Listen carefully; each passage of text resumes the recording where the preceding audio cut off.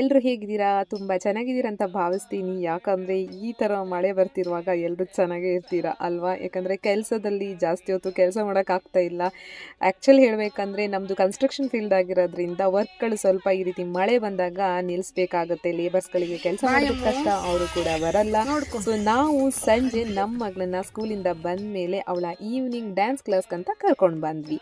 Weekly 2 days ಅವಳು Bharatanatyam class attend ಮಾಡ್ತಾಳೆ. So ಡಿಸೆಂಬರಲ್ಲಿ ಅವ್ರಿಗೆ ಆ್ಯನ್ಯುವಲ್ ಡೇ ಫಂಕ್ಷನ್ ಇರೋದ್ರಿಂದ ರೆಗ್ಯುಲರ್ ಆಗಿ ಹೋಗಬೇಕಾಗಿದೆ.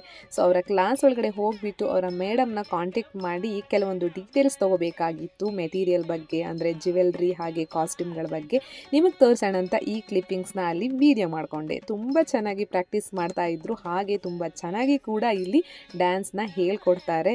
ನನಗೆ ತುಂಬ ಇಷ್ಟ ಆಗಿರುವಂತಹ ಡ್ಯಾನ್ಸ್ ಕ್ಲಾಸ್. ನಿಮ್ಗೆ ಏನಾದರೂ ಈ ಡ್ಯಾನ್ಸ್ ಕ್ಲಾಸ್ ಡೀಟೇಲ್ಸ್ ಬೇಕಿದ್ರೆ ನಾನು ಡಿಸ್ಕ್ರಿಪ್ಷನಲ್ಲಿ ಹಾಕಿರ್ತೀನಿ. ಹಾಗೆ ಮರಿದೇ ನನ್ನ ಚಾನೆಲ್ನ ಸಬ್ಸ್ಕ್ರೈಬ್ ಮಾಡಿ.